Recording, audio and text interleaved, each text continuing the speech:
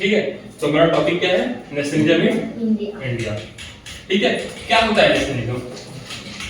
Nationalism यानी कि अपने राष्ट्र के प्रति प्रेम, है ना, लव विद नेशन। ठीक है, तो हम क्या देखेंगे कि इंडिया में किस तरीके से नेशनलिज्म स्टार्ट होता है ना। नेशनलिज्म का मतलब होता है लव विद नेशन, यानी कि अपने राष्ट्र के प्रति प्रेम, राष्ट्र के प्रति सद्भाव रखना, इसको क्या बोलते हैं? नेशनलिज्म। ठीक है, तो वैसे ही हम देखेंगे क्या कि हमारे इंडिया में किस तरीके से नेशनलिज्म स्टार्ट हुआ। ठीक है, तो इसमें पहला पॉइंट हम क्या देखेंगे, पहले देखते हैं कि यहाँ पे लिखा हुआ है India has in many other colonies, India and its many other colonies, the growth of modern nationalism is intimately connected to the anti-colonial movement। तो ये कह रहा है कि जो इंडिया है और साथ ही साथ and its many other colonies, और भी बहुत सारे कॉलोनीज थे, जैसे जिसके ऊपर किसने अधिकार जमाया था? ब्रिटिशर्स ने। ठीक है, तो ब्रिटिशर्स के और भी बहुत सारे कॉलोनीज थे, उसी में से एक इंडिया भी था। The growth of modern nationalism is intimately connected to the anti-colonial movement। तो नेशनलिज्म किसको कनेक्ट बता रहा है, किससे कनेक्ट बता रहा है? Anti colonial movement. Anti colonial movement का मतलब होता है कि जो कॉलोनाइजेशन हुआ था, जो औपनिवेशीकरण हुआ था किसके द्वारा? ब्रिटिश के द्वारा, तो उसके अगेंस्ट में जो मूवमेंट स्टार्ट हुआ, मूवमेंट मतलब तमाम आंदोलन स्टार्ट हुए, फिर वो क्या हुआ, वो लोगों के अंदर नेशनलिज्म की भावना को जगाने का काम किया। यानी जो मूवमेंट हुए उस टाइम ब्रिटिशर्स के आने के बाद, जो उनके अगेंस्ट मूवमेंट हुए, उसने क्या किया? नेशनलिज्म को बढ़ावा दिया। ठीक है, लोगों के अंदर राष्ट्र के प्रति प्रेम की भावना को उजागर किया। ठीक, अगला क्या देखते हैं? The sense of being oppressed under colonialism provided a shared bond that tied many different groups together।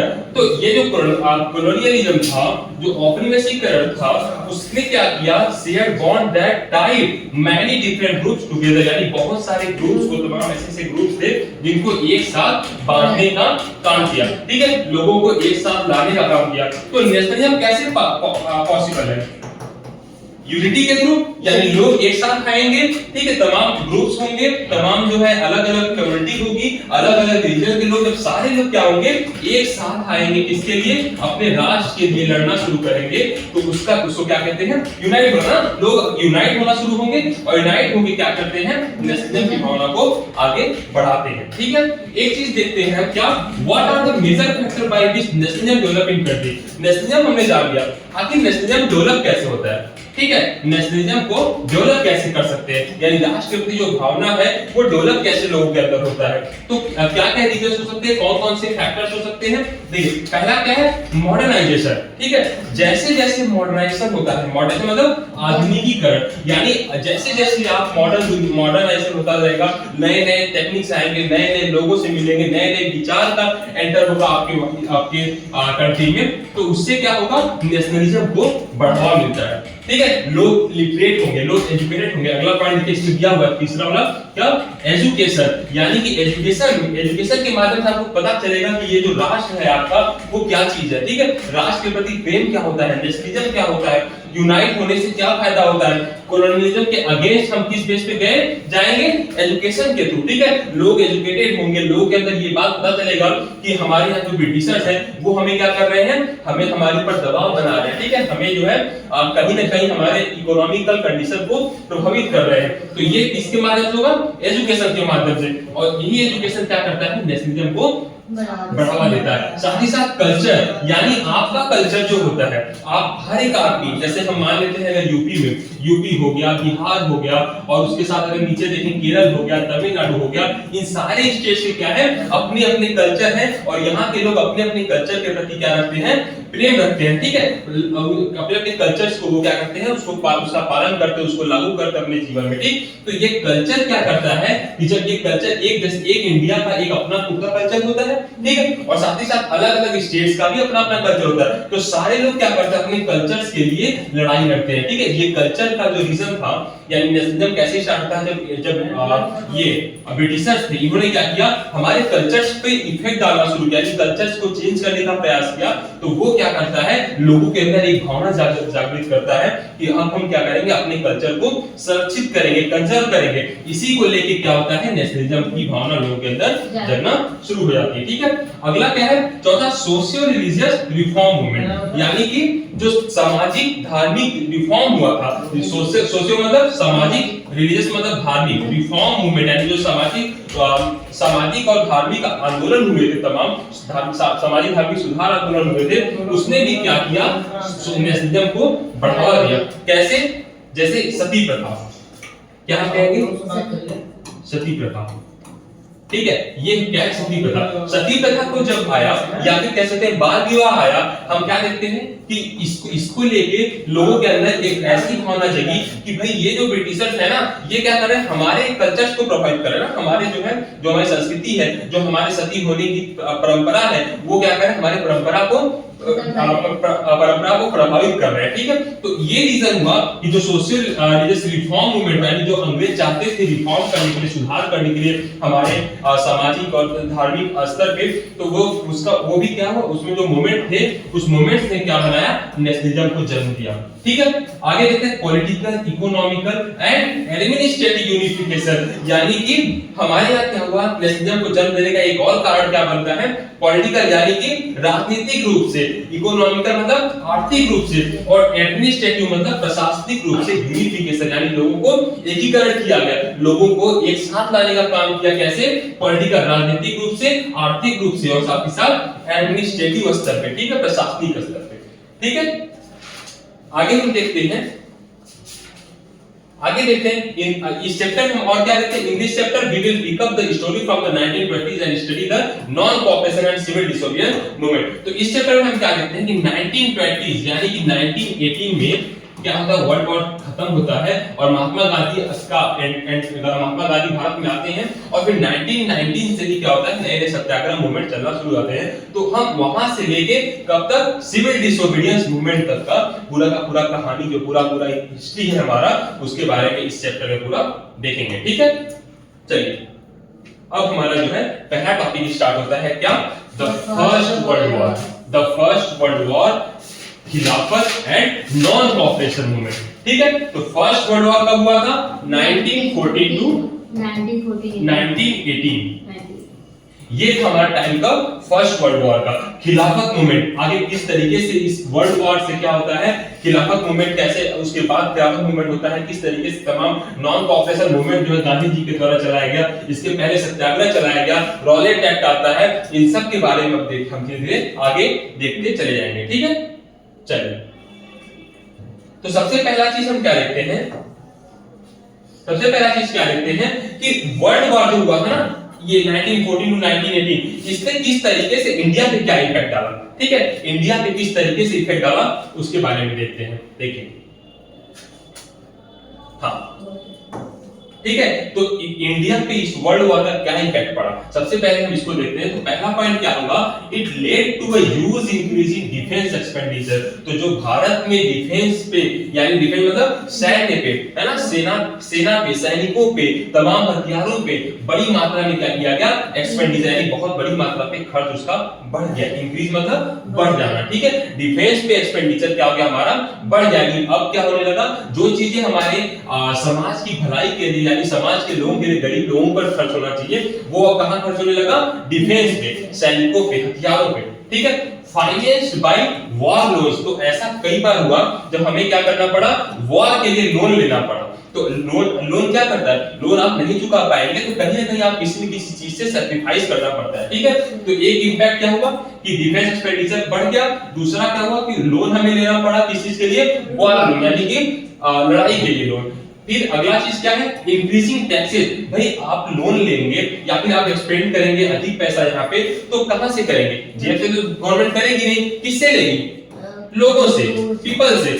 ठीक है, तो पीपल से किस माध्यम में लेती है, टैक्सेस से। तो टैक्सेस क्या हो गए, बढ़ गए, इंडिया की बात कर रहे हैं। ठीक है, चौथा क्या देखते हैं, customs duties were raised and income tax introduce. तो कस्टम ड्यूटीज जो था उसको भी बढ़ा दिया गया, और इनकम टैक्स, तो नए नए इनकम टैक्स, नए नए तरीके उसके इनकम टैक्स के लिए इंट्रोड्यूस हुए, यानी कि उसमें गवर्नमेंट की योजनाओं में या गवर्नमेंट के रूल्स एंड रेगुलेशंस में नए नए इनकम टैक्स इंट्रोड्यूस होते हैं। आगे क्या देखते हैं, प्राइस इंक्रीज। अब देखते हैं क्या होगा अगर एक्सपेंडिचर यानी ज्यादातर पैसा यहाँ पे खर्च हो रहा है। और वॉर क्या करता है, वॉर क्या करता है, इसमें बहुत सारे लोगों को शामिल करता है ना, पीपल्स की नंबर्स इसमें ज्यादा शामिल होते हैं। अब लोग जब यहाँ शामिल हो जाएंगे तो खेतों में कोई काम करने के लिए बचेगा, बहुत कम लोग बच जाएंगे। और क्या होगा, वॉर की वजह से तमाम ऐसे लैंड्स होंगे जहाँ पे कभी खेती हुआ करती थी, वो भी क्या होगी, पूरी नष्ट हो जाएगी। ठीक है, तो इसलिए क्या होता है कि जो वस्तुएं हैं, गुड्स की वैल्यू क्या होती है, बढ़ना शुरू होती है, प्राइस जो है उसका बढ़ना शुरू होता है। ठीक है, तो वॉर का पहला इम्पैक्ट क्या रहा, डिफेंस एक्सपेंडिचर ज्यादा बढ़ा, फाइनेंस कहां से हो रहा था, वॉर लोन के थ्रू हो रहा था, टैक्सेस इंक्रीज हो रहे थे, कस्टम ड्यूटीज रेज हो रहा था। और अगला क्या देख रहे हैं, प्राइस इंक्रीज यानी कि इन्फ्लेशन होने लगा। वॉर की वजह से सबसे बड़ी समस्या क्या होता है, इन्फ्लेशन, क्योंकि डिमांड एंड सप्लाई में क्या होने लगता है, कमी देखने को मिलता है। डिमांड एंड सप्लाई यानी चीजों का जो डिमांड होता है, सप्लाई होता है, उस क्या होता है, वो सबसे ज्यादा अफेक्टेड होता है इसके थ्रू, वॉर के थ्रू, जब इंटरनेशनल वॉर होता है। ठीक है, अगला क्या देखते हैं, छठा point, villages were called upon two supply soldiers. अब क्या हो रहा है कि जो विलेजेस है ना, वहां से कॉल कर रहे हैं किसको, सोल्जर सप्लाई के लिए, यानी कि अब हर घर से लोगों को जबरदस्ती खींचा जा रहा है। आगे देखिए, ये लिखा फोर्स रिक्रूटमेंट, यानी कि जबरदस्ती रिक्रूट किया जा रहा है, किस चीज के लिए, सोल्जर्स के लिए। आज तो सोल्जर्स के लिए बड़ी बड़ी भर्तियां होती हैं, लड़ाइयां होती हैं, बड़ी भर्तियां होती हैं, उसमें कम से कम लाखों बच्चे जो है उसमें एंटर करते हैं, कुछ ही सिलेक्ट हो पाते हैं। पहले क्या था, घरों से ऐसे उठा लिया करते थे। स्थिति ऐसी थी कि सोल्जर्स के लिए ब्रिटिशर जो घरों में जाके यानी विलेजेस से फोर्स रिक्रूटमेंट करते थे, किसके लिए, सोल्जर्स के लिए। In rural areas caused wide spread anger. ठीक है, crops failed in many parts of India resulting in acute shortage of food. तो क्रॉप्स क्या होने लगा, फेल होने लगा, यानी कि अब जो क्रॉप्स, जो बड़ी मात्रा में जो हमारे यहाँ क्रॉप्स यानी कि फसलों का जो उत्पादन हुआ करता था, प्रोडक्शन हुआ करता था, वो अब क्या हो गया, फेल होना शुरू हो गया, क्योंकि लोगों को जबरदस्ती कहां भरा जा रहा है, सोल्जर्स के रूप में। और बहुत सारे खेत ऐसे हैं जो नष्ट हो गए किसकी वजह से, वॉर की वजह से। ठीक है, आगे इन्फ्लुएंजा एपिडेमिक। और क्या, अब इसकी जब लोगों को खाने के लिए नहीं मिलेगा, महंगाई हो गई, इंडिया के लोगों के हाथ में पैसा नहीं रहा, तो लोग क्या हुए, खाने को नहीं मिल रहा था, इसकी वजह से इन्फ्लुएंजा एपिडेमिक यानी कि अब भूखमरी होना शुरू हो गई। ये बीमारी है, ये होना पूरे इंडिया में हमें देखने को मिलता है। ठीक है, 12 से 13 million peoples persist reason families and epidemic, 12 से 13 मिलियन लोग इस चीज से प्रभावित हुए। तो बात में एक वॉर जिसे हम फर्स्ट वर्ल्ड वॉर कहते हैं, वो उसने किस तरीके से हमारे इंडिया पे इंपैक्ट डाला। ठीक है, बात समझ आ गई सर? वो जैसे कि जब बोल रहे हैं कि ये सब जबरदस्ती उठा ले रहे थे अपने वहां सोल्जर के लिए, तो सर जो नहीं लड़ सकता था उसको भी नहीं, जो नहीं लड़ सकता था उसके लिए क्यों, उसे क्यों उठाएंगे, ये अपने स्वार्थ के लिए लेते थे। स्वार्थ यानी कि इनका स्वार्थ क्या था कि हम सैनिक लेंगे जो इन्हें कहां भेजेंगे, जहां पे वॉर हो रहा है। फर्स्ट वर्ल्ड वॉर कहां हो रहा था, यूरोप में, तो यूरोप में भेजने की तैयारी में थे। और इसलिए वो ऐसे लोगों को, जैसे जो अपंग लोग हैं या जो फिजिकली डिसेबल्ड लोग हैं, उनको क्यों लेके जाएंगे, कोई जरूरत नहीं, उनका कोई जरूरत नहीं, उनको नहीं ले रहे थे। किससे ले रहे थे, सोल्जर्स को ले रहे थे, जो ठीक ठाक काम करने के लिए सक्षम थे, उन लोगों को उठा के लेके जा रहे थे। ठीक है, ना हो तो जबरदस्ती, फोर्स रिक्रूटमेंट का मतलब क्या है, जबरदस्ती रिक्रूटमेंट कर रहे थे। ठीक है, चलिए अब हम क्या देखते हैं कि इसी को लेके सत्याग्रह की आइडिया कहां से आती है। ठीक है, ये समस्याएं थी हमारे इंडिया में कब, 1918 के आसपास, जब हमारे यहाँ वर्ल्ड वॉर चल रहे थे, 1914 टू 1918 के बीच में जो समस्याएं थी, उसके बारे में बता दें कि ये जो वॉर चला फर्स्ट वर्ल्ड वॉर, उसका इंपैक्ट पड़ा क्या इंडिया पे, इस तरीके से पूरा हमने 6 से 7 पॉइंट में देखा। ठीक है, अब हम देखते हैं कि जो आइडिया ऑफ सत्याग्रह है वो कहां से स्टार्ट होता है। ठीक है, Mahatma Gandhi return to India in January 1950। तो अब हम क्या देखते हैं, महात्मा गांधी को देखते हैं। महात्मा गांधी कब आए इंडिया में, जनवरी 1950 में। कब का समय है, देखिए यही के बीच में आएगा ये भी। तो 1914 में वर्ल्ड वॉर स्टार्ट हुआ और 1950 में हमारे इंडिया में कौन आता है, महात्मा गांधी। ठीक है, तो महात्मा गांधी के आने से क्या होता है, तो सबसे पहला चीज, महात्मा गांधी का एक आइडिया था जिसके बेस पर उन्होंने क्या किया था, साउथ अफ्रीका में एक बड़ा सफल आंदोलन करके आए हुए थे। कौन, महात्मा गांधी। ठीक है, महात्मा गांधी सत्याग्रह के ही बेस पे साउथ अफ्रीका में बड़ा आंदोलन करके आए थे। किसके प्रति? अश्वेत यानी ब्लैक पीपल्स को उनके अधिकार दिलाने के लिए उन्होंने साउथ अफ्रीका में एक बड़ा आंदोलन, और वो भी सफल आंदोलन करके आए थे। इसलिए क्या हुआ कि इंडिया में गांधी जी का डिमांड बहुत ज्यादा था, लोगों को उनके उनसे बहुत ज्यादा उम्मीदें थी। ठीक है, तो अब क्या करते हैं, इंडिया की वही सत्याग्रह को लेके आते हैं, कहां पे?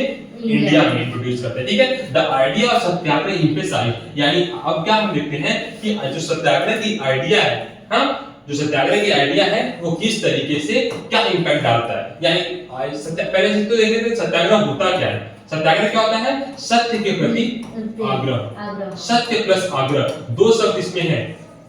ठीक है, सत्याग्रह मतलब सत्य के प्रति आग्रह, यानी कि द पावर ऑफ ट्रूथ, यानी ट्रूथ के लिए, किसके लिए?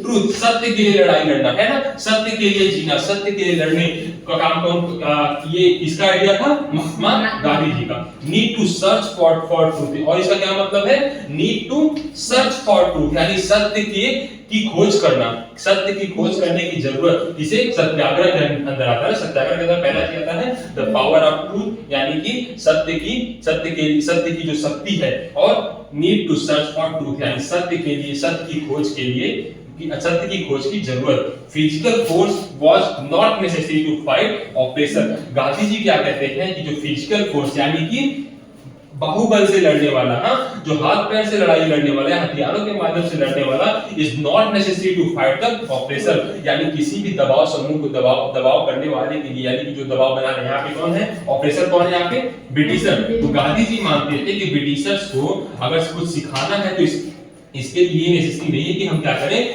फिजिकल फोर्स लगाएं। फिजिकल फोर्स मतलब कि लोगों को इसमें लड़ाई के लिए भेजे। ठीक है, गांधी जी किस पे चलते थे? नॉन वायलेंस पे, नॉन वायलेंस। ठीक है, यानी कि हमें किसी तरीके का वायलेंस नहीं करना है, बड़े ही शांतिप्रिय तरीके से अपनी बातों को रखना है, और बातों के माध्यम से क्या करेंगे, सॉल्यूशन उसका निकालेंगे किसी भी समस्या का। ठीक है, तो महात्मा गांधी बिलीव दैट, महात्मा गांधी किस बात पे बिलीव करते थे? दैट दिस धम of non violence could unite all Indian. उन्हें, महात्मा गांधी को लगता था जो ये जो नॉन वायलेंस का एक हमारा धम है, ठीक है, वो क्या कर रहा है? यूनाइट ऑल इंडियंस, यानी वो लोगों को क्या करेगा? यूनाइट करेगा, एक साथ लाने का काम करेगा। ठीक है, तो ये था किसका विचार? महात्मा गांधी जी का। ठीक है, अब क्या देखते हैं महात्मा गांधी किस तरीके से अपने तमाम सत्याग्रह को ऑर्गेनाइज किए, कहां पे किए, और कौन कौन से जगह पे, कब कब किया, इस चीज के बारे में देखते हैं। तो Mahatma Gandhi successfully organize satyagraha movement in various places, यानी कि महात्मा गांधी ने बहुत सारे जगहों पे क्या किया? सत्याग्रह मूवमेंट को सक्सेसफुली ऑर्गेनाइज किया। सक्सेसफुली मतलब सफलतापूर्वक उसको ऑर्गेनाइज किया। इन 1917, पहला क्या देखते हैं? 1917 में ही travelled to Champaran in Bihar to inspire the peasant to struggle against the oppressive plantation system. Oppressive plantation system के खिलाफ बिहार में उन्होंने क्या लाया? उन्होंने क्या किया? सत्याग्रह लेके आए। किसके लिए? पीजेंट्स के लिए, किसानों के लिए। तो क्या हो रहा था बिहार में, चंपारण में? थोड़ा सा कहानी इसका बता दूं कि चंपारण में क्या हो रहा था? ऑपरेसिव प्लांटेशन सिस्टम, यानी कि जबरदस्ती लोगों को नील की खेती करने के लिए मजबूर किया जा रहा था, जिसकी वजह से क्या हुआ कि गांधी जी वहां पे गए चंपारण में, और वहां से स्टार्ट किया सत्याग्रह मूवमेंट, जिसके लिए? पीजेंट्स के अधिकारों के लिए, कि भाई हमारा खेत है, हमारा जगह है, तो हम अपने अकॉर्डिंग फसल उगाएंगे, ना कि किसी के कहने पे। ठीक है, तो नील, क्योंकि नील की खेती जो होती थी उससे अंग्रेजों को बहुत फायदा होता था। ठीक है, क्योंकि कपड़ों की रंगाई में नील का बहुत ज्यादा डिमांड हो चुका था। कपड़ों की रंगाई के लिए नील का ज्यादा डिमांड था, और चूंकि नील एक कॉमर्शियल प्लांट है, और कॉमर्शियल प्लांट से बहुत अधिक पैसा है, यहाँ से वो लोग नील लेके विदेशों में सप्लाई करते थे, तो उससे उनको बहुत ज्यादा अर्निंग होती थी, जिसकी वजह से वो क्या चाहते थे कि किसानों को एक अपने 1/3 पार्ट्स पे क्या करना है, ये फिक्स कर दिया कि उतने एरिया में आपको क्या करना है, नील की खेती करनी ही करनी है। ठीक है, तो इसलिए गांधी जी ने क्या किया कि वहां पे सत्याग्रह चलाया। फिर इन 1917 में, यानी 1917 में ही कहां पे किया? चंपारण, बिहार में जगह है चंपारण में, और 1917 में ही organized satyagraha to support the peasant to the Kheda district of Gujarat. अब क्या हुआ? उन्होंने 1917 में ही, 1917 में ही खेड़ा डिस्ट्रिक्ट है, गुजरात का एक डिस्ट्रिक्ट है, वहां के किसानों के लिए एक फिर से सत्याग्रह स्टार्ट किया। रीजन क्या था वहां पे कि वहां जो टैक्सेस लगाए जा रहे थे किसानों के ऊपर, उसका बहुत ज्यादा बहुत हाई टैक्सेस लगाए जा रहे थे, ठीक है। क्या रीजन था? हाई टैक्सेस, ठीक है। लोगों को लैंड रिवेन्यू बहुत ज्यादा, यानी रिवेन्यू बहुत ज्यादा हुआ करता था, जिसके अगेंस्ट क्या महात्मा गांधी ने वहां पे एक सत्याग्रह मूवमेंट चलाया, ठीक है। तो पहला कहां पे चलाया? पहला चला उन्होंने चंपारण में, गुजरात, बिहार, सॉरी चंपारण जो कि बिहार में है। दूसरा चलाया उन्होंने कब? 1917 में चलाया इसको भी, और 1917 में चलाया कहां पे? खेड़ा में। खेड़ा जो कि कहां पे है? गुजरात, गुजरात, ठीक है। फिर अगला क्या हम देखते हैं कि 1918 में Mahatma Gandhi went to Ahmedabad to organize the satyagraha movement amongst cotton mill workers. तो अब क्या करते हैं गांधी जी? 1918 में उन्होंने तीसरा सत्याग्रह चलाया, कहां पे? अहमदाबाद, जो कि गुजरात का एक जगह है, वहां पे चलाया। और किसके लिए? Cotton mill workers. कॉटन में जो कॉटन मिल था उसमें जो वर्कर्स काम करते थे वहां पे, क्यों? क्योंकि यहाँ पे क्या होता था कि लो वेजेस पे, यानी कि वेतन बहुत कम दिया जाता था, वेतन बहुत कम दिया जाता था, और वर्क उनसे क्या किया जाते थे? बहुत ज्यादा लिए जा रहे थे, जिसकी वजह से वहां पे कॉटन मिल वर्कर्स के लिए गांधी जी ने सत्याग्रह मूवमेंट चलाया, कहां पे? अहमदाबाद में। तो तीन सत्याग्रह मूवमेंट स्टार्टिंग में गांधी जी ने चलाया, एक 1917 में खेड़ा में, चंपारण में, दूसरा 1917 में ही खेड़ा गुजरात में, और तीसरा अहमदाबाद गुजरात में ही, किसके लिए? कॉटन मिल वर्कर्स के लिए, ठीक है। तो ये सारे पॉइंट्स क्या है हमारे लिए बहुत इंपॉर्टेंट है। एक तो इनका डेट पता रहना चाहिए, 1917 में सत्याग्रह स्टार्ट हुआ था, और दूसरा चीज कहां हुआ था? चंपारण बिहार में। किसके लिए हुआ था? Oppressive plantation system. तो कभी कभी मैच करने के लिए आता है कि चंपारण बिहार में ऑपरेसिव प्लांटेशन सिस्टम था, या चंपारण बिहार में कॉटन मिल वर्कर्स के लिए था, ठीक है। इस तरीके से वो ऊपर नीचे करके दे देता है, ठीक। तो चंपारण बिहार में क्या कहते हैं? प्लांटेशन सिस्टम के लिए हुआ था। खेड़ा में किस लिए हुआ था? रेवेन्यू के लिए, है ना, रेवेन्यू बहुत ज्यादा हो चुकी थी। और तीसरा 1918 में लो वेजेस पे, यानी कम वेतन पे काम कराया जाता था कॉटन मिल वर्कर्स में, उनके लिए महात्मा गांधी ने क्या किया? एक नए सत्याग्रह मूवमेंट को स्टार्ट किया। बात समझ आई? ठीक है।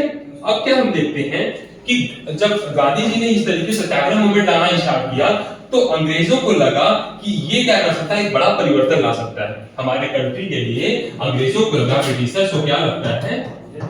ब्रिटिशर्स सोचते हैं कि ये जो परिवर्तन है जो गांधी जी कर रहे हैं, इसकी वजह से एक बड़ा परिवर्तन आ सकता है, यानी कि अंग्रेजों को भगाया जा सकता है। किसके द्वारा? भारत के लोगों के द्वारा। इसलिए अंग्रेजों ने एक रिएक्ट किया, और क्या ने किया है? रॉलेट, ठीक है। ये एक एक्ट इन्होंने बनाया, जिसपे क्या, इस रॉलेट एक्ट को क्या बोलते हैं? बिना अपील बिना दलील। इसको शुद्ध अगर हम जाने तो क्या कह सकते हैं? बिना अपील बिना दलील, ठीक है। बिना अपील बिना दलील का मतलब होता है कि हम किसी भी तरीके से वहां पे, मतलब कोई अपील नहीं, और बिना अपील बिना दलील मतलब हम, मतलब कि आपको बिना कुछ, अगर अरेस्ट कर लिया गया, यानी अगर आप अरेस्ट कर लिए गए हैं, तो आपके पास अपील करने का कोई अधिकार नहीं था। ऐसे देखिए इसमें क्या था? इट गेव, यानी ये रॉलेट एक्ट की बात कर रहे हैं, it gave the government enormous power. Government को इसने क्या किया? एक इनॉर्मस पावर, बहुत बड़ी पावर दे दिया टू रिप्रेस पॉलिटिकल एक्टिविटी। और ये पॉलिटिकल एक्टिविटीज क्या थे? सत्याग्रह। बात समझे सत्याग्रह को कैसे कनेक्ट कर रहा हूं, ठीक है। तो जो सत्याग्रह था ये क्या था? एक पॉलिटिकल एक्टिविटीज था। किसके द्वारा? गांधी जी के द्वारा, जो कि पॉलिटिकल लीडर थे। And allowed detention of political prisoner without trial for 2 years, यानी कि जिसे मन चाह रहे थे वो इस एक्ट के थ्रू किसी को भी वो उठाए और सीधा ले जाके जेल में बंद कर देते, और 2 साल के लिए उसके पास कोई ट्रायल करने का राइट नहीं होता था, यानी कोर्ट में उपस्थिति का राइट उनके पास नहीं था। किसके पास? प्रिजनर्स के पास, ठीक है। यानी जो जेलों में बंद रहते थे लोगों को, उनके पास 2 साल तक ऐसा नहीं था कि उनके पास वो ट्रायल कर सके किसी कोर्ट में। बस में तो इस तरीके से हम क्या कहते हैं? सत्याग्रह के अगेंस्ट ब्रिटिशर्स ने क्या लाया? रॉलेट एक्ट, ठीक है। 2 साल बाद फिर छोड़ देते थे ना। 2 साल बाद छोड़ेंगे क्यों? 2 साल के बाद इनको अपील करने का चांस दिया था। अब आप अपील कर सकते हैं। तो 2 साल तक वो जेल में बंद ही रह जाते थे। वो बिना किसी, पता नहीं वो गुनाह किए थे या नहीं किए थे, जिसे भी मन चाहे वो क्या करते थे? जेल में बंद कर देते, और 2 साल के लिए उन्हें बंद कर सकते थे। ऐसा ये रूल आया, कौन सा? रॉलेट एक्ट, ठीक है। कब आया था? 1990 में, ठीक है। प्रपोज रॉलेट एक्ट 1990 में ये रॉलेट एक्ट लाया गया था। ठीक। अब क्या देखते हैं कि जो गांधी जी थे, Gandhi ji in 1919 decided to launch a nation wide satyagraha against the proposed Rowlatt Act. तो अभी तक हमने क्या देखा, जो सत्याग्रह लाया गया, यानी सत्याग्रह जो लाया गया था वो 3 एरिया में लाया गया। कहां पे? खेड़ा में, अहमदाबाद में, चंपारण में, ठीक है। अभी एक स्पेसिफिक जगह पे लाया जा रहा था। अब क्या हुआ, जब रॉलेट एक्ट पूरे ऑल ओवर इंडिया के लिए लागू होता है तो गांधी जी ने भी क्या कहा कि भाई अब हम क्या करेंगे, जो सत्याग्रह है नेशन वाइड यानी कि पूरे राष्ट्र के लिए सत्याग्रह चलाएंगे, है ना। यानी पूरे राष्ट्र यानी पूरा हमारा इंडिया है, उस पूरे इंडिया के लिए क्या करेंगे, हम सत्याग्रह चलाएंगे, ठीक है। तो ये था इंडिया इसका प्रयास, गांधी जी का प्रयास। रैलीज, इसके आगे क्या होता है, rallies were organised in various city. अब इसी की अगेंस्ट में, किसके अगेंस्ट में, रॉलेट एक्ट के अगेंस्ट में क्या होने लगा, तमाम रैलियां ऑर्गेनाइज होने लगी तमाम शहरों में। Workers went on strike in railways workshop, और वर्कर्स क्या हो गए, अब स्ट्राइक करने लग गए, ठीक है। शॉप्स क्लोज डाउन, यानी बहुत सारी दुकानें अब जो है बंद होना शुरू हो गई। किसके अपोज में, रॉलेट एक्ट के अपोज में, ठीक है। अब इन सब चीज को देखते हुए ब्रिटिशर्स क्या करते हैं, the British administration decided to clamp down on nationalism. तो ब्रिटिशर्स ने क्या किया, जब देखा इतना बड़ा मूवमेंट चालू हो चुका है, कौन सा, सत्याग्रह मूवमेंट, जो कि नेशन वाइड यानी पूरे राष्ट्र में सत्याग्रह चलाया जा रहा है, तो ब्रिटिशर्स ने क्या किया, ब्रिटिश एडमिनिस्ट्रेशन जो था decided to clamp down on nationalist, यानी कि जो राष्ट्रवादी लोग थे, नेशनलिस्ट मतलब जो राष्ट्रवादी लोग थे, राष्ट्र के प्रति प्रेम रखते थे, उनके प्रति क्या हुआ, अब ब्रिटिश एडमिनिस्ट्रेशन ने डिसाइड किया क्लैंप डाउन, यानी अब उन्हें ले जाके हम क्या करेंगे, जेल में बंद करेंगे, यानी अब वो इस एक्ट का, रॉलेट एक्ट का यूज करना शुरू करते हैं। कौन, ब्रिटिशर्स, ठीक है। आगे देखिए इसमें कि आगे क्या होता है, जब कौन से डिसीजन लेते हैं, कौन, ब्रिटिशर्स, ठीक है। Local leaders were picked up from Amritsar, यानी जो लोकल लीडर्स थे, कौन, कुछ लोकल लीडर्स थे कहां के, अमृतसर से, उन्हें उठा लिया गया, यानी कि उन्हें उठा के जेल में डाल दिया गया। Mahatma Gandhi was barred from entering Delhi, Mahatma Gandhi को दूसरा क्या उन्होंने डिसीजन लिया, महात्मा गांधी को दिल्ली में आने से क्या किया गया, प्रतिबंधित, रोका गया, ठीक है। बैड मतलब रोका गया, प्रतिबंधित कर दिया गया। ऑन 10 अप्रैल को क्या होता है, the police in Amritsar fired upon peaceful procession, यानी कि 10 अप्रैल को सबसे बड़ी गलती ब्रिटिशर्स ने क्या किया कि जो अमृतसर में उन्होंने फायर कर दिया, इसके ऊपर एक शांतिप्रिय तरीके से आंदोलन चल रहा था, एक शांतिप्रिय तरीके से लोग अपनी बात कर रहे थे, उनके ऊपर फायर कर दिया, कहां पे, अमृतसर में, ठीक है। ये इनकी बड़ी गलती थी। Martial law was imposed and General Dyer to command. अब एक बड़ा कलाकारी इनके द्वारा क्या किया जाता है कि मार्शल लॉ लागू कर दिया। मार्शल लॉ मतलब सेना का शासन, यानी अब क्या कर सकते हैं, सैनिक किसी को भी अगर उन्हें लगता है कि ये सामने वाला आदमी गलत है तो वो शूट आउट कर सकते थे। तो इस तरीके से मार्शल लॉ लागू कर दिया गया पूरे ऑल ओवर कंट्री में। Was imposed and General Dyer, और उसका पूरा हाथ किसके हाथ में दे दिया, कमांड किसके हाथ में दे दिया गया, जनरल डायर, ठीक है। तो जनरल डायर के हाथ में कमांड हमारे मार्शल लॉ के लागू होने के बाद दे दिया गया, ठीक है। चलिए अब देखिए अब क्या होता है, ऑन 13 अप्रैल, ठीक है, बिल्कुल कहानी की तरह समझना है, हिस्ट्री को रटना नहीं है, ठीक है। On 13 April the infamous Jallianwala Bagh incident took place. अब क्या होता है कि एक जलियांवाला बाग इंसिडेंट, जो कि बहुत फेमस इंसिडेंट है, कब हुआ था, 13 अप्रैल में ये होता है। तो इसके पीछे का रीजन क्या था, कैसे हुआ, इसके बारे में देखते हैं। तो क्या होता है कि एक बड़ी संख्या में large crowd gathered in the enclosed ground of Jallianwala Bagh. एक समय था जब ये लोग ब्रिटिशर्स को जनरल डायर ने क्या हुआ, मार्शल लॉ लागू कर दिया गया। अब क्या होता है कि एक बड़ी संख्या में लोग, यानी लार्ज क्राउड मतलब एक बड़ी संख्या में, क्राउड मतलब भीड़, बड़ी संख्या में भीड़ इकट्ठी होती है, कहां पे, जलियांवाला बाग एक जगह था, वहां पे क्या होता है, भीड़ इकट्ठी होती है, किस लिए, some came to protest against the government new repressive measure. तो कुछ लोग क्या थे, जो गवर्नमेंट ने मार्शल लॉ लागू किया हुआ था और तमाम रिप्रेसिव मेजर्स लागू किए थे, तमाम रूल्स एंड रेगुलेशन बनाए थे, जो क्या थे, रिप्रेसिव, यानी दबाव डाल रहे थे किसके ऊपर, लोगों को परेशान करने वाले जो रूल्स थे, उसके अगेंस्ट में कुछ लोग क्या आए थे, प्रोटेस्ट करने आए थे, कहां पे, जलियांवाला बाग में। और कुछ क्या है, come to attend the annual Baisakhi fair. तो उसी टाइम लगा हुआ था क्या, बैसाखी फेयर, यानी बैसाखी का मेला लगा हुआ था, जो कि वार्षिक एनुअल था, एनुअली लगाया जाता थे।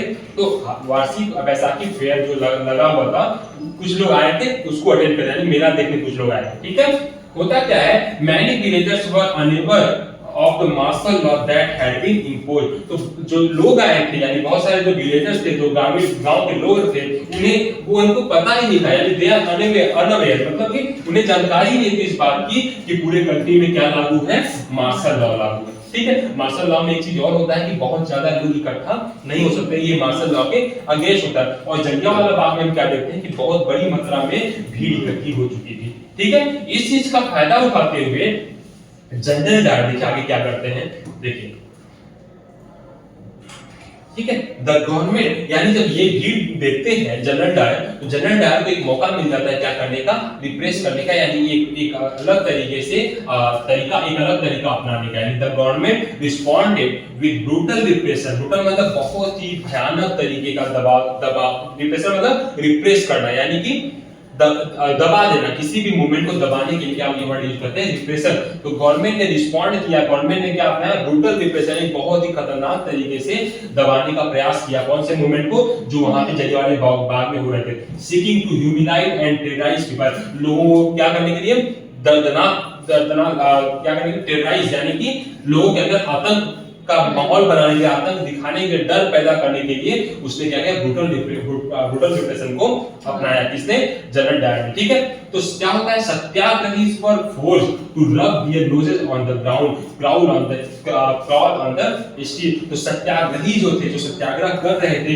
उनको क्या किया, मजबूर किया गया किसी के लिए, रब their nose on the ground, यानी अपनी जो नाक है जमीन पे रगड़ने के लिए मजबूर किया गया वहां पे। ठीक है, इसी को कहते हैं क्या, ब्रूटल रिप्रेशन। ठीक है, यानी बहुत ही भयानक तरीके से।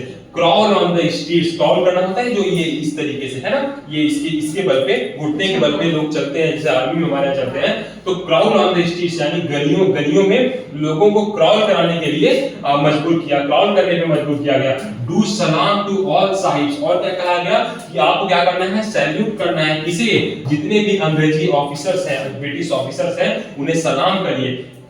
ठीक है, people were flogged and village around क्या नाम है इसका, Gujranwala in Punjab now in Pakistan were bombed, यानी कि कुछ विलेजेस थे क्या है, गुजरावाला इन पंजाब है नाउ, जो कि अभी पाकिस्तान में है। यहाँ पे क्या किया गया, बम, यानी कि बम का हमला, यानी बम धमाका किया गया। ठीक है, सीइंग वायलेंस स्प्रेड, यानी कि अब वायलेंस को जिस तरीके से फैलता हुआ देखा, किसने, महात्मा गांधी ने जिस तरीके से वायलेंस को फैलते हुए देखा, उन्होंने एक कॉल्ड ऑफ द मूवमेंट, तो उन्होंने ये सत्याग्रह मूवमेंट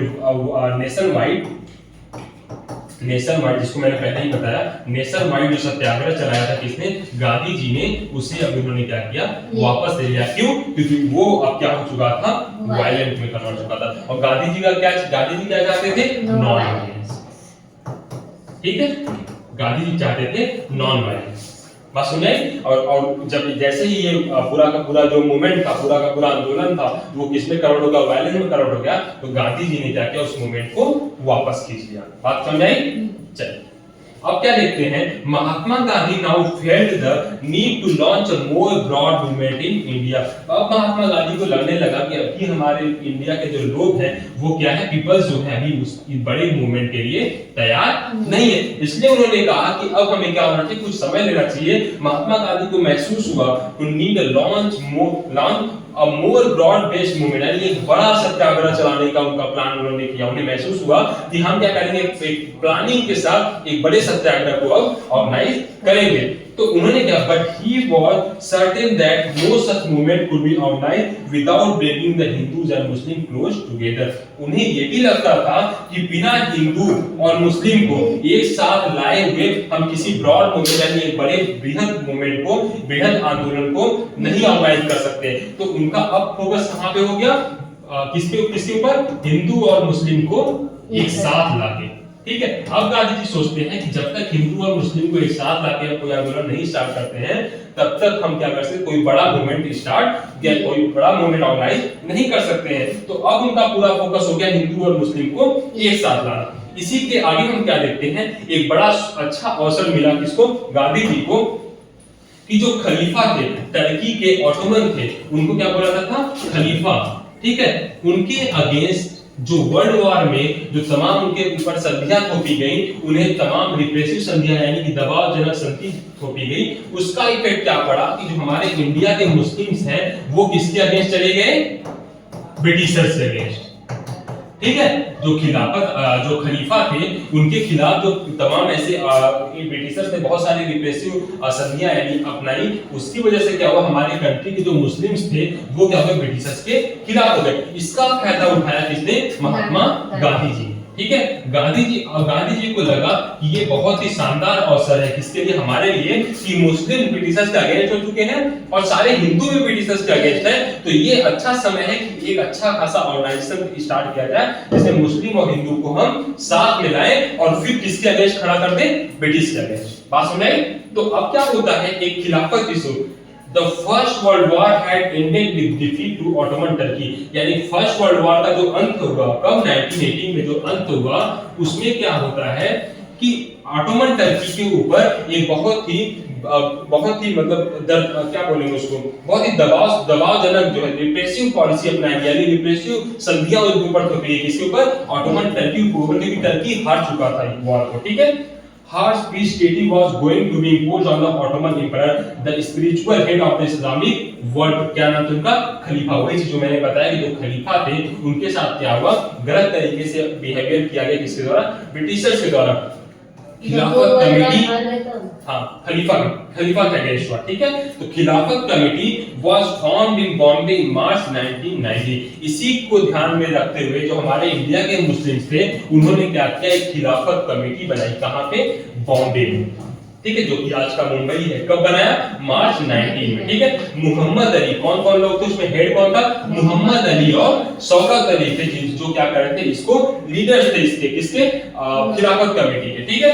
अब क्या देखते हैं, देखिए आगे लिखा हुआ है क्या, Gandhi ji saw this an opportunity. Gandhi ji को, जब गांधी जी ने क्या देखा, इसे एक अपॉर्चुनिटी के रूप में देखा। अपॉर्चुनिटी जो मैंने बताया ना कि गांधी जी को लगा कि ये एक अच्छा अवसर है, तो गांधी जी इस चीज को क्या देखे, अपॉर्चुनिटी के रूप में देखे, to bring Muslim under the umbrella of unified national movement. इसलिए मुस्लिम्स को, अम्ब्रेला का मतलब क्या होता है, इस तरीके से अम्ब्रेला होता है ना, ऐसे होता है मान लीजिए तरीके से अम्ब्रेला। अब क्या है, यहाँ पे हिंदूज तो हैं, यानी नेशन वाइड में हिंदूज तो हैं, पर मुस्लिम्स का उतना सपोर्ट ही नहीं मिला था। लेकिन जो खलीफा के खिलाफ हुआ और खिलाफत कमेटी बनी कहां पे, मुंबई में 1919 में, उसका इफेक्ट क्या पड़ता है कि गांधी जी को लगता है कि अब ये अच्छा मौका है, एक अच्छा अवसर है मुस्लिम्स को इस अम्ब्रेला के अंदर में लाने का, यानी कि इस जब लोग मुस्लिम्स और हिंदू को एक साथ लाके ब्रिटिश के अगेंस्ट खड़े करने का एक अच्छा अवसर गांधी जी को लगता है, एक अच्छी अपॉर्चुनिटी लगता है, ठीक है।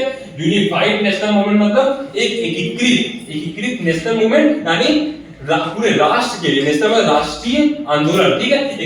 एकीकृत राष्ट्रीय आंदोलन चलाने के लिए गांधी जी ने क्या सोचा कि ये एक अच्छा अवसर है मुस्लिम और हिंदू को एक छत की, अम्ब्रेला मतलब एक छत के अंदर लाने के लिए, ठीक है। एट द कलकत्ता सेशन, यानी तो कांग्रेस था, तब तक कांग्रेस का गठन हो चुका था। कांग्रेस गठन कब हुआ था, 1885 में कांग्रेस ऑर्गेनाइज हुआ था, ठीक है। Calcutta session of the Congress in September 1920 he convinced other leader of the need to start non-cooperation movement in support of खिलाफत as well as for Swaraj. तो कौन कौन सी चीज के लिए, खिलाफत को सपोर्ट करने के लिए, और स्वराज मतलब अपने राष्ट्र में कौन शासन करेगा, हम स्वयं राष्ट्र, यानी स्व प्लस राज कौन करेगा, स्वयं, यानी हमारे अपना राष्ट्र में हम ही लोग राज करेंगे, ठीक है। तो स्वराज और खिलाफत को सपोर्ट करने के लिए गांधी जी ने एक नॉन कोऑपरेशन मूवमेंट स्टार्ट किया। नॉन कोऑपरेशन मूवमेंट को हिंदी में बोलते हैं असहयोग आंदोलन। यानी कि अब क्या करेंगे, हम किसी भी तरीके से जो ब्रिटिशर्स को है कोई भी सहयोग नहीं देंगे। ऐसा कुछ, और किस मूवमेंट में था, नॉन कोऑपरेशन मूवमेंट। तो गांधी जी ने कलकत्ता सेशन में क्या बात रखा, कांग्रेस के सितंबर 1920 में गांधी जी ने क्या किया कि ही कन्विंस्ड अदर लीडर यानी बहुत सारे लीडर्स को एक साथ बैठाया जिसमें कलकत्ता सेशन में, और उनसे बात विचार किया, और बात विचार करने के बाद एक निर्णय होता है क्या कि नॉन कोऑपरेशन मूवमेंट हम क्या करेंगे, स्टार्ट करेंगे। किसे सपोर्ट करने के लिए, जो खिलाफत मूवमेंट हुआ था इसको भी सपोर्ट करेंगे और स्वराज मूवमेंट को भी साथ, यानी दो मूवमेंट को एक साथ लाके किसके थ्रू हमने कर दिया, असहयोग आंदोलन के थ्रू, ठीक है। कि अब हम किसी भी तरीके से, अब हम ब्रिटिशर्स को कोई भी सहयोग देने के लिए तैयार नहीं होंगे, ठीक है। आगे देखिए कि असहयोग आंदोलन में होता क्या है,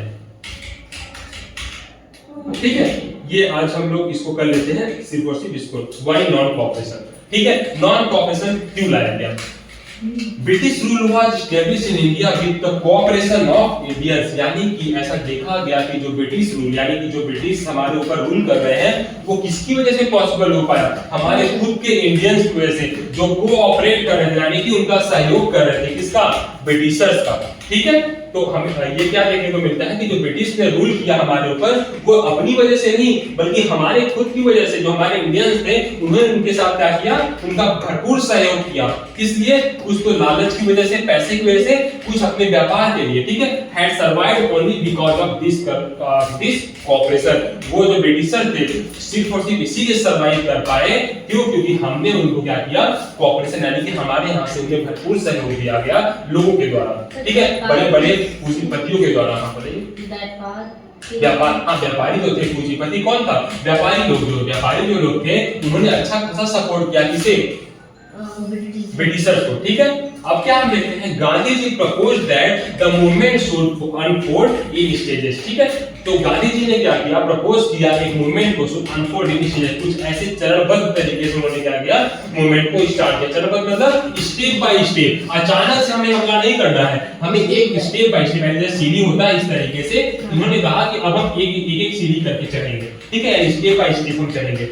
It should begin with the surrender of titles that the government awarded. Non cooperation movement का पहला कड़ी हम क्या देखते हैं कि इसमें जो सरेंडर होता है किस चीज का, टाइटल, जो गवर्नमेंट ने, ब्रिटिश गवर्नमेंट ने टाइटल दिया था तमाम हमारे लीडर्स को, उसको क्या किया गया, सरेंडर यानी कि उसे वापस करना शुरू कर दिया गया। यानी जो ब्रिटिशर्स ने हमारे जो लीडर्स थे उनको जो उसने टाइटल्स दिया था उसको लोग क्या करने लगे, वापस करने शुरू किए। इसमें क्या कहते हैं, बॉयकॉट ऑफ सिविल सर्विसेज, जो सिविल सर्विसेज ऑर्गेनाइज कराए जा रहे थे उसका क्या किया गया, बॉयकॉट किया गया, यानी उसे मानने से इनकार कर दिया गया है। बॉयकॉट मतलब इग्नोर कर देना, यानी बहिष्कार कर देना, किसका, सिविल सर्विसेज का। Army, police, court and legislative council, schools and foreign good, इन सब चीजों का क्या किया गया, बॉयकॉट किया गया। ठीक है, बॉयकॉट बहिष्कार करना, किसका, सिविल सर्विसेज का, आर्मी का बहिष्कार किया गया, पुलिस का बहिष्कार किया गया, कोर्ट यानी कि जो कोर्ट उस समय थे न्यायालय थे उनका बहिष्कार किया गया, लेजिस्लेटिव काउंसिल का बहिष्कार किया गया, स्कूल यानी जो ब्रिटिश के स्कूल्स थे उसका बहिष्कार किया गया, फॉरेन गुड्स यानी कि जो विदेशी वस्तुएं थी उनको भी बहिष्कार किया जाना शुरू कर दिया गया। लेजिस्लेटिव काउंसिल होता है, हमने कुछ भी बताया था, क्या होता है, लेजिस्लेटिव असेंबली और लेजिस्लेटिव काउंसिल, जहां पे नेता, बस इतना जानते रहिए कि जहां पे नेता लोग क्या करते हैं, डिस्कस करते हैं किसी मुद्दे पे। ठीक है, वो था लेजिस्लेटिव काउंसिल। ठीक है, विधान परिषद जिसे बोलते हैं। अब फिर क्या होता है, अब full civil disobedience campaign would be launch. Civil disobedience movement मतलब यानी कि ओबीडियंस का मतलब क्या होता है, आज्ञाकारी। हाँ, अब क्या हो गया, डिसोबीडियंस मतलब कि आज्ञा ना करने वाला। ठीक है, तो ये जो लोगों के द्वारा क्या कहा गया कि अब आपको ब्रिटिश का जो आज्ञा का पालन आप कर रहे थे, अब वो आप क्या, अब आप उनकी किसी बात को मानने के लिए तैयार नहीं होंगे, है ना। लोग अब क्या होने लगे, डिसोबीडिएंट होना शुरू हो गया, यानी कि आज्ञाकारी, अब आप किसी तरीके से आज्ञा ब्रिटिश का वो मानने के लिए तैयार नहीं थे। तो ये डिसोबीडिएंट में सविनय अवज्ञा आंदोलन इसे बोला गया। हिंदी में क्या बोलते हैं, सविनय अवज्ञा आंदोलन, सविनय अवज्ञा आंदोलन।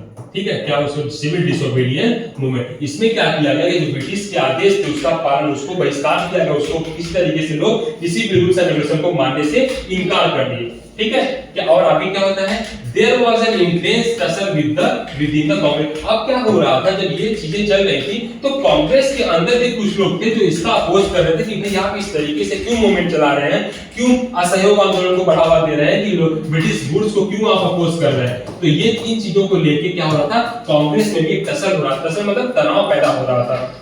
Finally, at the Congress session at Nagpur में एक सेशन ऑर्गेनाइज किया गया in December 1920, a compromise was worked out and the non-cooperation program was adopted। अब क्या हुआ, फाइनली इन सब जो मतभेद हो रहे थे लोगों के बीच, टसल थे, जो तनाव के बाद भी क्या होता है, नागपुर में एक सेशन होता है कांग्रेस का इन दिसंबर 1920, और इसमें क्या होता है, compromise was worked out and the non-cooperation program was adopted। तो इसमें क्या किया गया कि नॉन कोऑपरेशन प्रोग्राम को अडॉप्ट कर लिया गया। नॉन कोऑपरेशन मूवमेंट को क्या करने लगे, क्या करेंगे, स्टार्ट करने के सभी का सर्वसम्मति से ये चीज को मान लिया दिया गया कि नॉन कॉपरेशन प्रोग्राम को क्या करेंगे, हम स्टार्ट करेंगे। बात समझ आई? ठीक है, अब हम अगली क्लास में क्या देखेंगे कि किस तरीके से मूवमेंट स्टार्ट होता है। ठीक, नॉन कॉपरेशन और खिलाफत मूवमेंट किस तरीके के एक साथ एक पैरेलली चलना शुरू करते हैं। ठीक है, ठीक, तो अगली क्लास में हमारा टॉपिक होगा different stands with in the movement, किस तरीके से आंदोलन स्टार्ट होता है, नॉन कॉपरेशन खिलाफत को एक साथ लेके आते हैं। बात समझ आई? चलो।